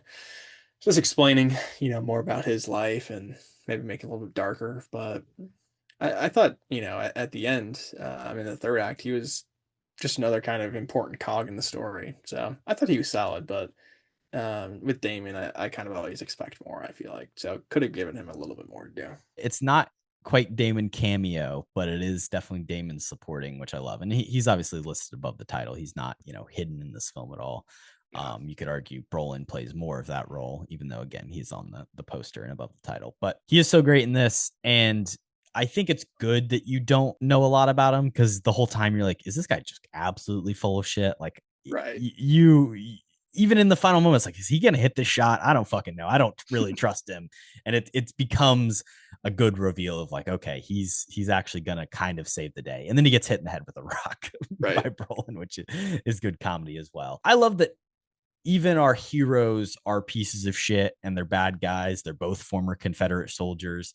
Obviously, like, LaBeef is the like good old boy. I fought in Virginia. I was a hero. Now I'm a Texas Ranger. And then Bridges' version of that was like, we were guerrilla fighters and like real piece of shit. And we were also stealing stuff and, like killing people. Like, yeah, he also fought for the Confederacy, and that's bad, but like he wasn't really only fighting for himself in that moment. And in every moment, even now as a U.S. Marshal, he is more of a bounty hunter than he is, anything else. He's just going around killing people. He's not bringing people to justice. She does kind of need both of them at the end of the day, and then, provides for herself in the final moments that gets the final killing blow. And 100%, good kickback. True. A lot of kickback.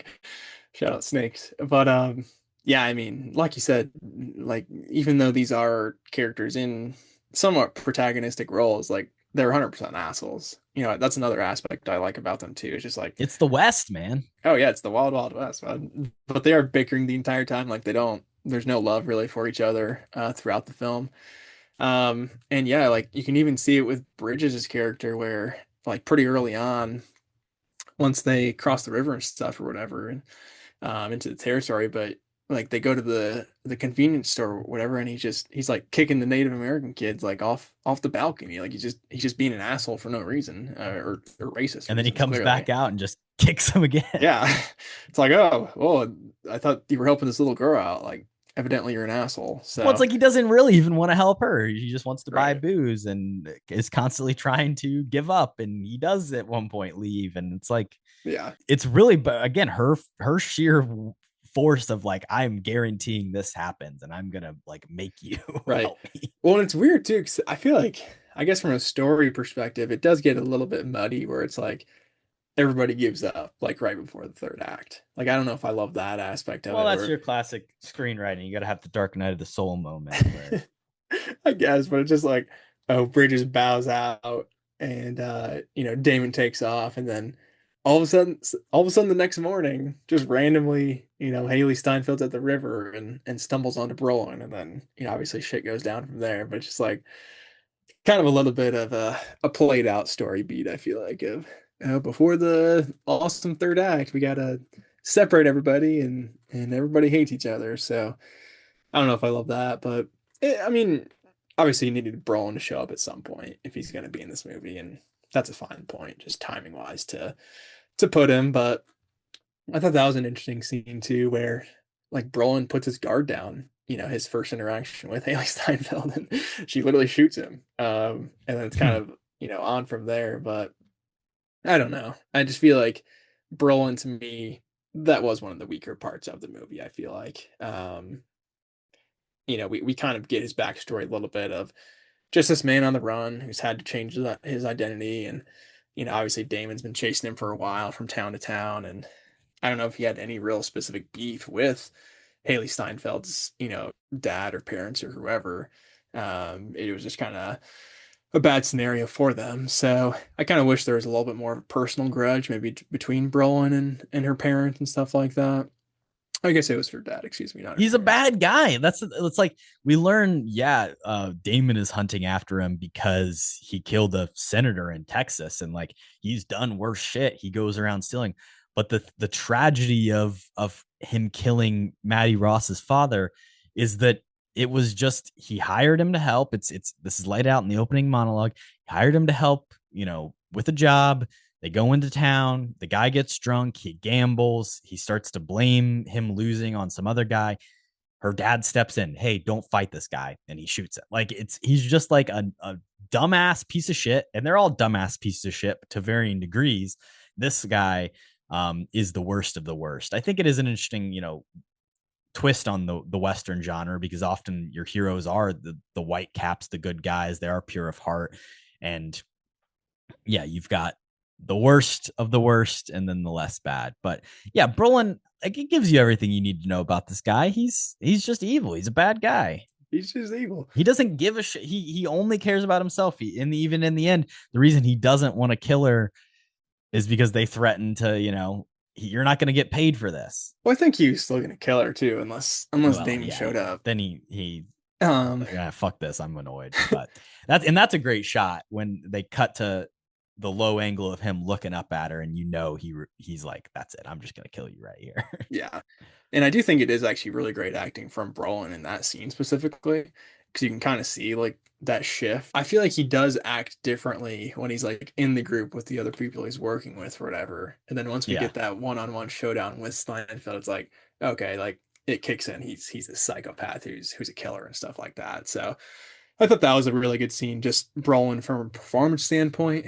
But then after that, it's kind of just like a lot of ex machinas. Damon show up and save Steinfeld from Brolin. And then you have kind of the horse showdown with Bridges, where it's the 1v4 thing, which I honestly do like that scene a lot too. I think, again, from a visual standpoint, it's pretty dope of having this, Western shootout, on horses. And this guy's such a badass. Rooster's such a badass. He's not afraid to take anybody on. He sees it as a 1v1, basically. He's saying, hey man, I just want this guy. I know you other guys, I don't hate you or anything. You guys are cool. Like, if you guys want to leave, you can, but if not, like, I'm going to take all your asses down. So just a badass character, I think, with Rooster. And the eye patch, it has to add like at least +10, +15 to his shooting, because he's an absolute sniper. But then it's kind of another ex machina moment, like you said, where Damon has to do the last snipe to save Bridges, and then Brolin shows up again, and then Steinfeld has to, take him out. So it's kind of just like, at some point, let's just take them all at the same time. But it kind of drags, I feel like, a little bit. All these moments are earned, though, and are all set up. You hear him talking about the rifle, what's the name of it? The Sharps carbine that he loves so much, that can hit a shot at 300 yards. There's the setup of the snakes and the rope, which is like a character building moment of, you see Cogburn do it, and then you see Maddie do it later in the movie as something she's kind of learned from him when she sleeps. And then the snakes show up in the third act, and they are a very pivotal, antagonistic force that they have to overcome in the final moments. He talks about how if he's ever, had to face guys 4v1, he'll put the reins in his mouth and shoot with both hands, and then you get to see it. So it's like all good screenwriting stuff that I think is really set up and earned well. I do agree it does kind of like have to give you one more layer of the final sequence, where it's like, okay, not only is he going to show up, and now Lviv's and then he's going to hit him in the head with a rock, and then now she's going to fall into a pit, and now he's got to, so it's like it's a lot in the final like 15 minutes that happens, but I think it's all interesting. It's all well earned to me. It was built up, I feel like, really well. And especially the 1v4, I think, like you said, seeing him double wielding, taking these guys down pretty quick too. It definitely And she works. can't just shoot him and be done. Like, it has to be Right. a big final. There has to be something else. But at the same time too, even the setup of the movie where it's older Maddie, like, it does take away from that little bit of, we know she Elizabeth survives. Marvel. Yeah, shout out Elizabeth Marvel. But it's not like when they're doing the long journey back, to try to save her. It's, in my head, it's like, well, I already met old her, so it's like, I know she's gonna survive. So maybe just not having that being the opening monologue of an older her would increase the stakes a little bit. She does lose an arm. She does. Yeah, I mean, there's definite snakes, obviously. I mean, throughout. I mean, she nearly dies from the snake bite. So it's an intense movie, and no one is safe, I don't think, at any times, really. It doesn't feel like that. It feels like everybody's up for grabs out here, in the middle of nowhere. But yeah, I mean, like I said, that's a little bit nitpicky, but it's like I know she's not gonna die, so let's not play it up. I also love all the costuming. Matt Damon's spurs are great. And then there's also the guy with the chaps. Is that Ned? Is that Yeah, his character's it's name? yeah, Lucky Ned Ned Pepper. Pepper. Yeah. Yeah. And the actor's last name is also Pepper, Barry which is Pepper. Yeah. yeah, which is fun because he's obviously the guy who Bridges wants in the 1v4. Like that's who he's actually going after. And I thought that was a solid performance too for Mr. Pepper. Obviously, maybe just playing himself a little bit with the same last name character, but no, he was another just fun figure.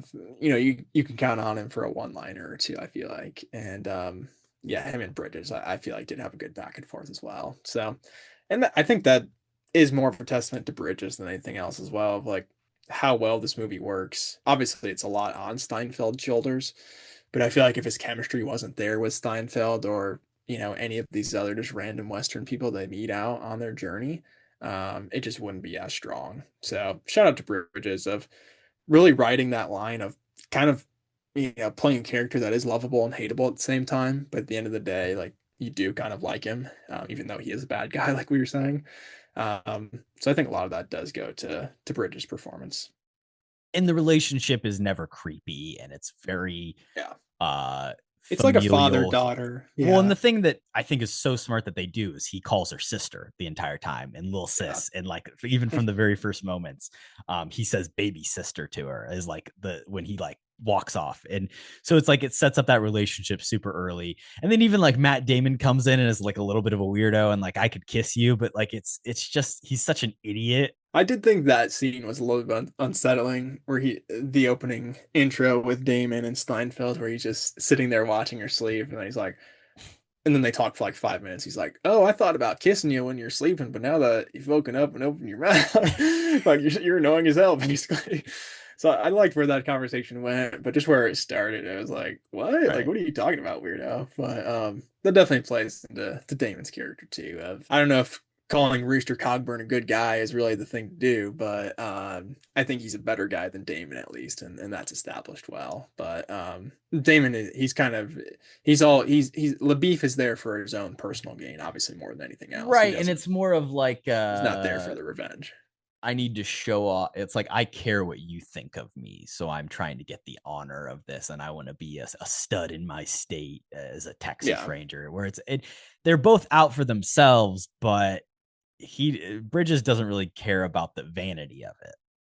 yeah, and Damon too, like you said. I mean, he always talks himself up too. Of it seems like he's trying to impress, of talking about how Texas and how much more dry it is, and when we see a puddle of mud, I'm drinking that shit up. Right. You got nothing I've else. heard It's that like, story from everybody from Texas that you drink from hose. What's up yeah, with that? I do think that just those interactions too of Bridges kind of calling him out on a lot of stuff was well done, but they do a really good job of kind of you understand where these characters are at, and their decisions always make sense, I feel like, throughout the movie. So even though it is a lot of anti-heroes, I feel um like you still have just the overall good of the Maddie character like propelling the movie forward. So I think it does just really work well with those three's interactions.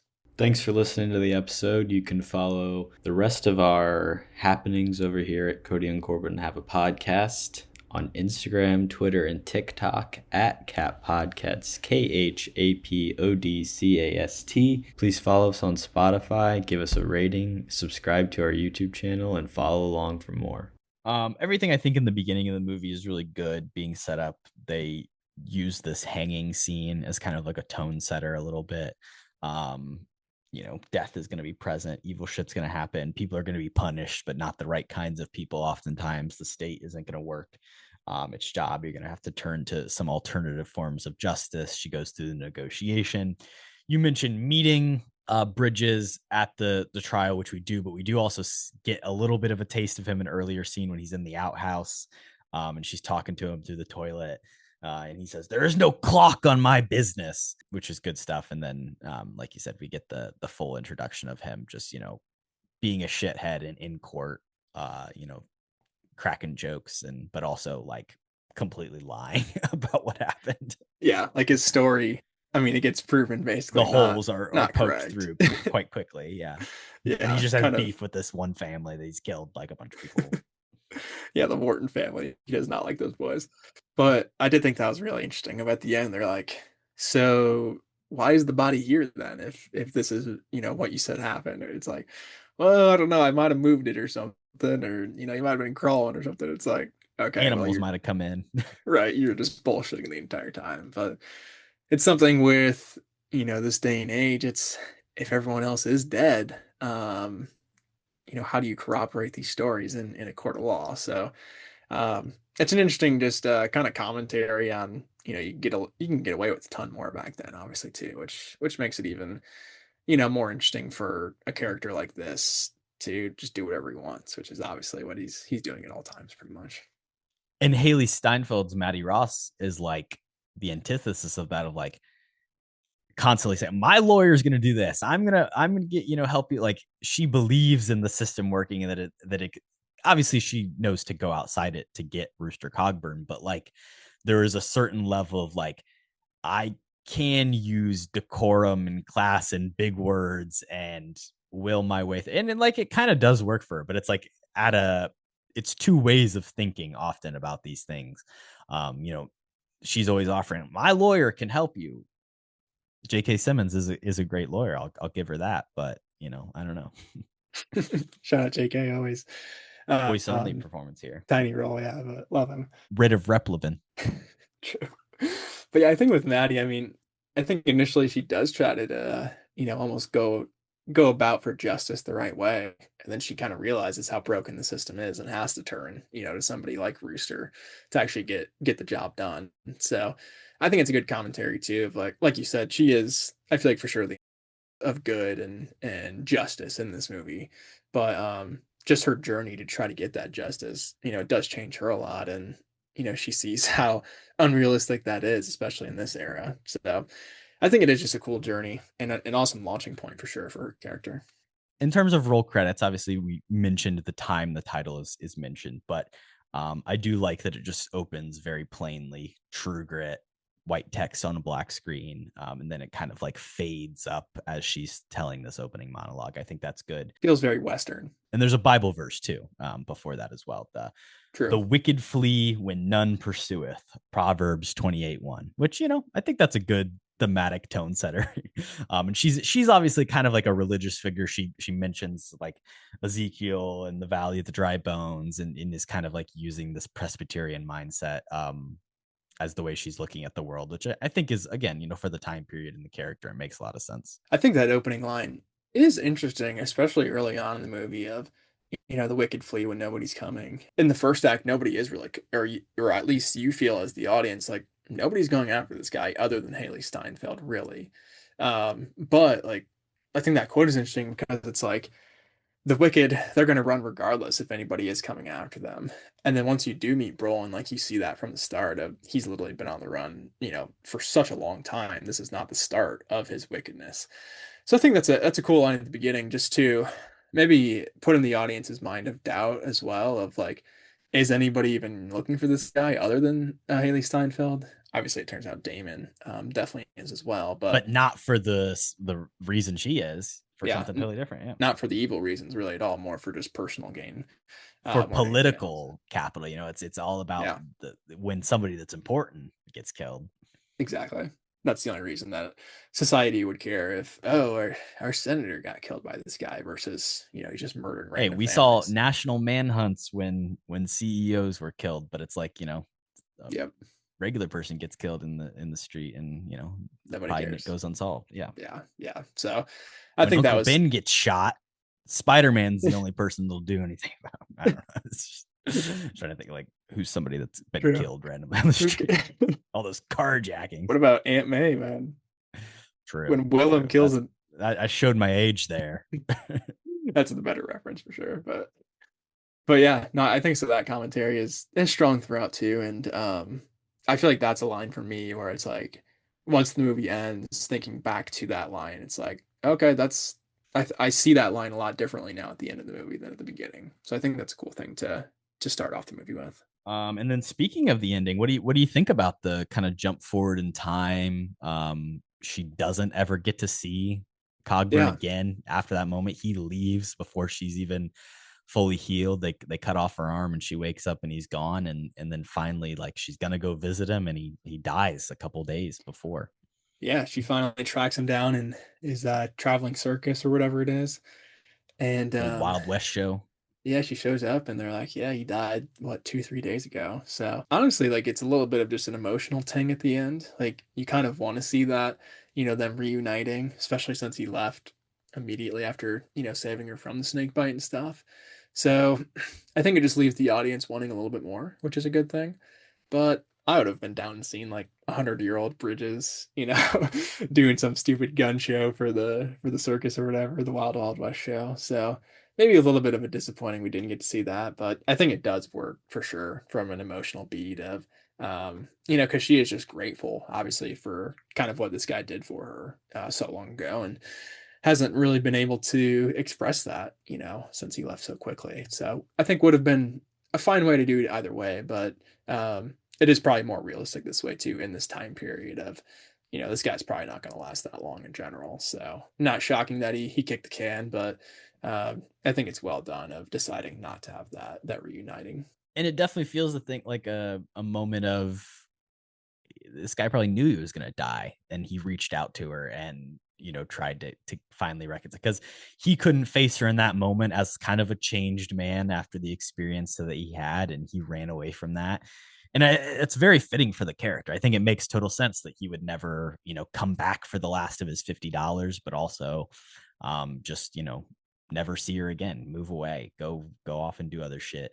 But then in the final moments, try and reach out and you don't get it, which is sad. I like that she moves the body to her family's plot. Like, that's a good moment. He does become family to her. I think from an outside perspective, it is kind of like, well, you knew this guy for, 3 weeks or something. I mean, she says it. People have questions. It's weird. I never married anybody. I'm just this old maid with a sad life. But as she says in the final line, time just gets away from us.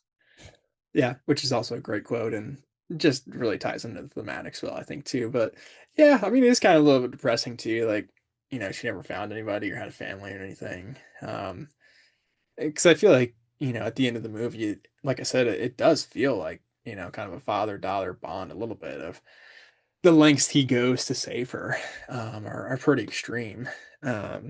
Literally, sacrificing his own body to try to carry her back, basically, and sacrificing this horse clearly too. And also, I think maybe an underrated moment in that too, of like, in the negotiation scene, she keeps talking about this saddle is, it's not up for grabs, basically. Like, it's her dad's, it's hers. But in that last moment when they have to ditch the horse, like, that's her saddle on the horse. So her just kind of looking back of, obviously if they don't leave that, she's going to die. Just kind of being another tough emotional thing that, is dogpiled with everything else. So yeah, maybe I would have preferred the ending where he just becomes her new dad.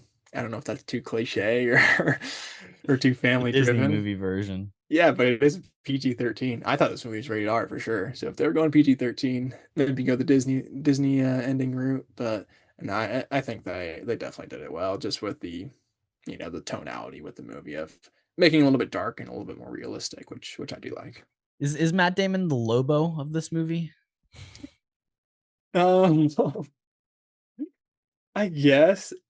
Because it's like, he's the guy who was also, because that is what they set up with Lobo, where it's like, but he's not, he like, also wants to hunt after this guy for other reasons. Right.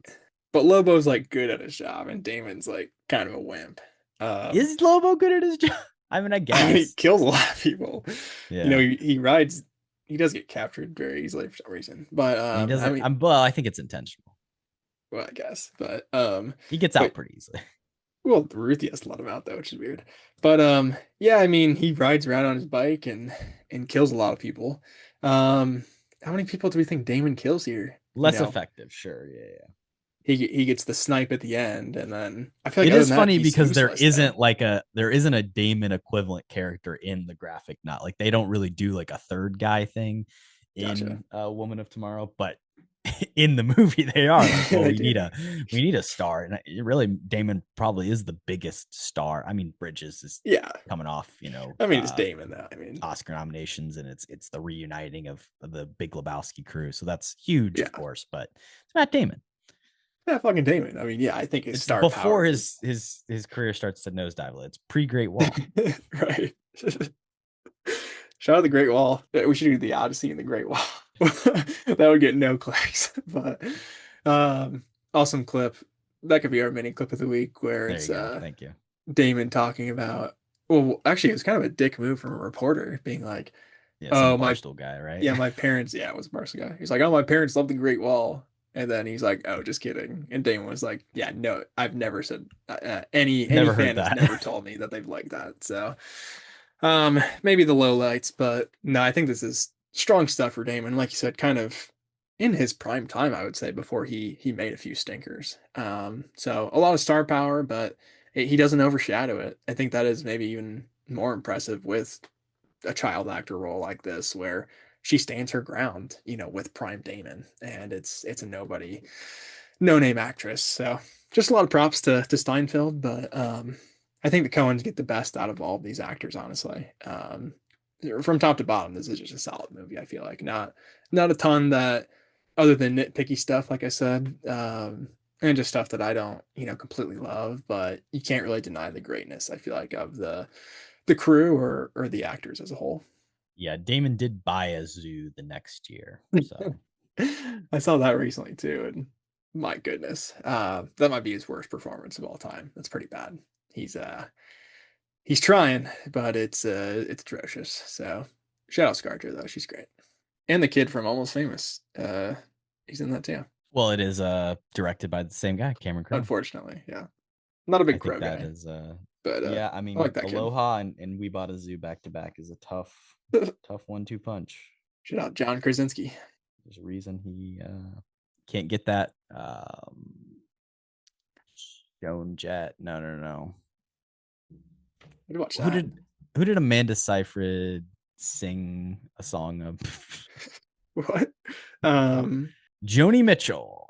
Oh, okay. He wants to do a Joni Mitchell movie, or is supposed to do a Joni I mean, Mitchell. let him do it. I Maybe feel like Seyfried, maybe Meryl Streep, maybe a different time periods. I don't I know. feel like with the music genre, he's better than just Right, that's his drama. Jerry Maguire. I mean, like he had an early career. Yeah, he's had a bit of a Needed to be reined in a Shyamalan-esque little bit. career. Yeah, where he had a good start and has completely But fallen he off, was a but- music journalist, is literally how Yeah. he started, and then that's what Almost Famous is. Right, it's like based off his real life, which is super cool. But it Almost Famous is solid, but I'd say overrated for sure. It's a 3.5 star for me, which is the same as Supergirl. So He also wrote Fast Times at Ridgemont High too, but nice. I directed haven't by seen that. Amy Heckerling, Nice. I'll based on a check that out. book that he wrote. He was an adult who went back to high school and then wrote a book about it, like a normal guy. Didn't know that. That actually makes a lot of sense. And look at him now. Fuck you, Cameron Crowe. Any final thoughts on this movie? Anything else you got? I guess too, just talking about the snakes a little bit more. Like, Indiana Jones-esque. yeah, I was gonna say that. I mean, it has, especially with the Western feel. I feel like you can definitely Steven make that Spielberg connection. executive produced this film as well. Yeah, Him and David Ellison. so that lines up as well. I'm sure with they had Spielberg come in with the snake. That was his scenes. note. Yeah. Yeah, I'd be like, We get a little more snake this is stuff. this is your scene, Steve. Tell us how to do this. But I thought that was done well. Where obviously just the backfire from the gun. Is that what it's called? What do you Kickback. use? Yeah, the kickback.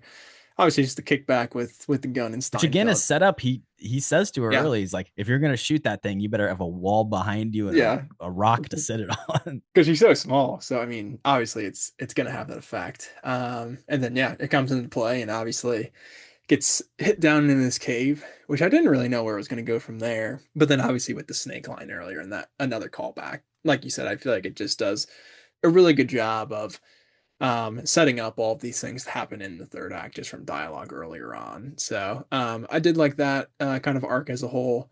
And then yeah, I mean, I thought it was cool too of just you don't even really see it initially, but like Damon and Bridges, they're working like really hard together just to get down there and save her. Like they have kind of the pulley system around this tree that Damon's holding on to, even though he just, he's bleeding everywhere and got smacked in the head.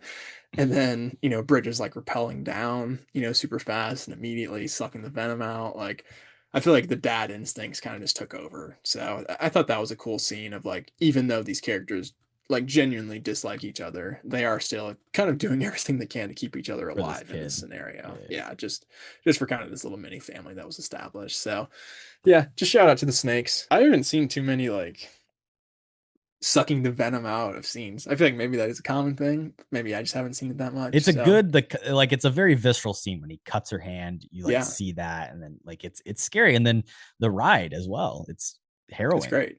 No, like I said, the cinematography of that specifically is probably the biggest standout of, through the sunset. Like that's a dope shot. And then once you get to the nighttime and, you see the horse getting pushed too far and eventually Bridget just, starts carrying her herself and And then the he breaks horse down. is so wet and fighting, and he stabs it at one point. And Yeah.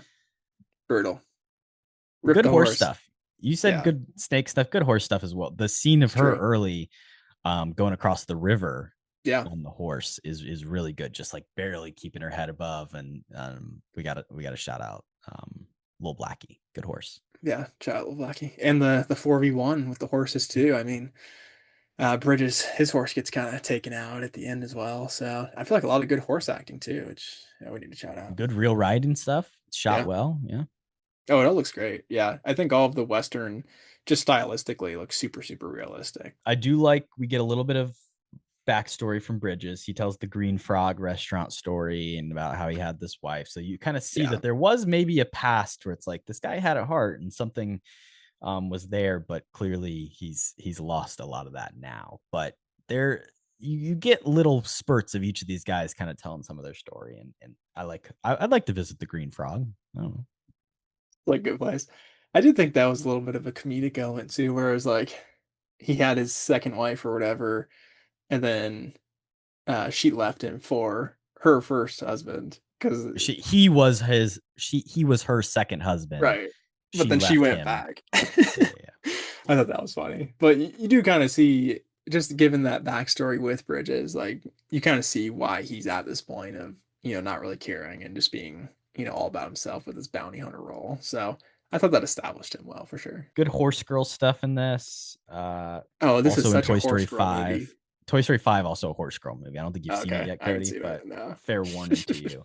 Oh, damn. I'm sure there's a lot of girls that were like, "Give me those braids in that hat. I want to be like Haley Steinfeld." And good for them. 1,000%. Good for them. The guy that makes all the animal noises, Farrell, I think is his name. He does like the turkey gobbling and the just strange like bleeding. I don't know what that guy's deal was, but he's just a fun evil crew guy to throw in as well near the end. Yeah, he's in the evil crew, but he's like the sound effect guy. If you've ever seen Spaceballs, he's like the one guy who does the bleeps and the bloops from that. But yeah, that is kind of just a random inclusion of, I don't know what that's really there for. I guess a little bit of comedy, but with like the evil crew, I don't know if that really fits in, great. We talked about the swollen tongue stuff. I think that's all really good. I do love the scene where he's like, "I'm gonna rip off your tongue." Okay, like you want to sew it or you want to rip it off? That's a great scene. Stitch it. And then he's talking like the next scene. Talking like an idiot. He won't shut up. Yeah. The rest of the movie. That is great though. Like honestly, like that gives me a little bit of fear too. That's one of my biggest fears, like It hurt. biting your like, tongue or having to have it chopped off because he bit it too hard. But then yeah, he's talking kind of dumb, but he's literally talking like he won't shut off the rest of the movie too, so he's fine. But I thought that was really funny when Bridges is like pulling out his tongue, being like, "Let me take it off, let me take it off." Just a fun interaction between them. And finally, of course, this is about True Grit. Told me you had grit. They mention it. As Purdue graduates, we got some grit. I don't know if you're familiar with this, Cody, but it's hashtag grit. The marketing things they brought about in the last couple of years. Purdue grit is a thing. It's weird. We work hard. It's been memed to hell, I feel like, by like the Purdue Reddit and by Purdue us social media. Yeah, it was really not taken well because I think it was like a post-COVID thing of like, we can come together. We've got grit. We can overcome obstacles. It was like one of the core tenets. I think it was my brother's graduation. The speech was, "Everybody thinks we're snowflakes, but hashtag grit Purdue." It's like, oh, okay.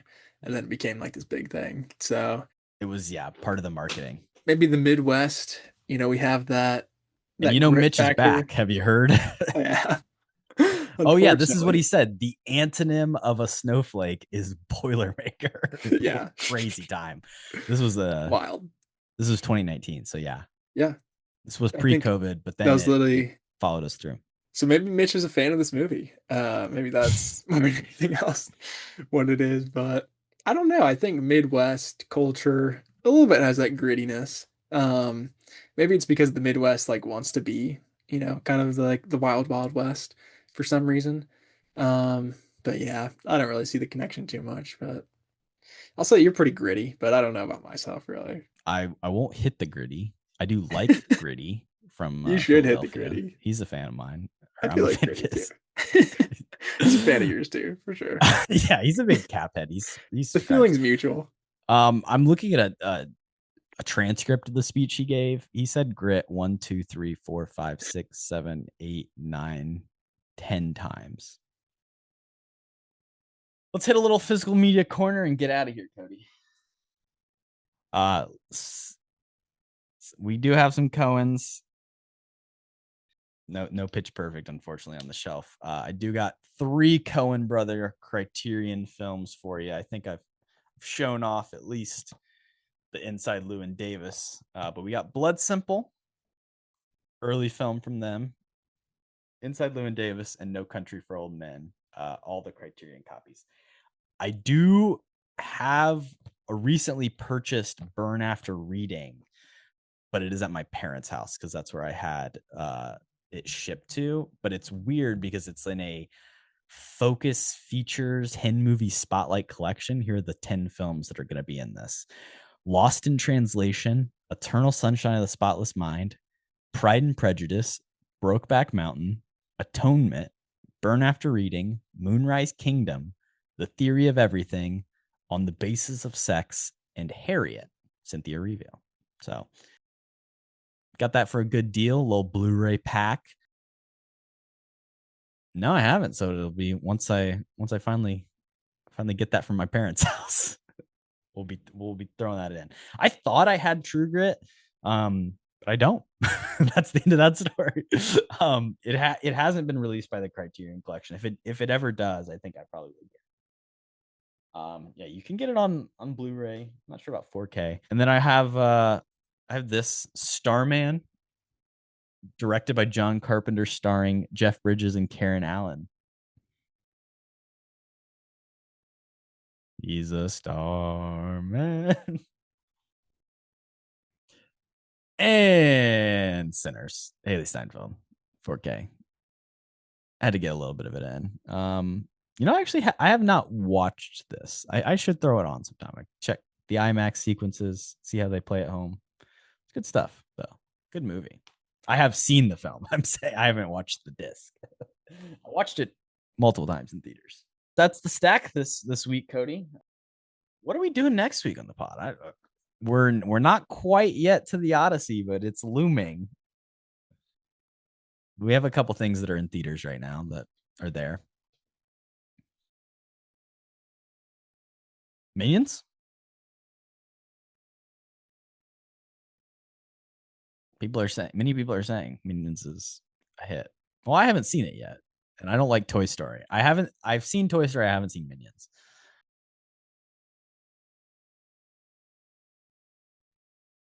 Well, maybe tomorrow night I'll catch it. We'll see.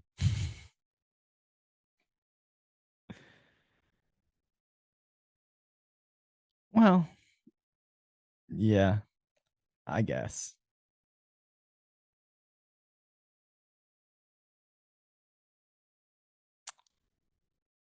I have faith.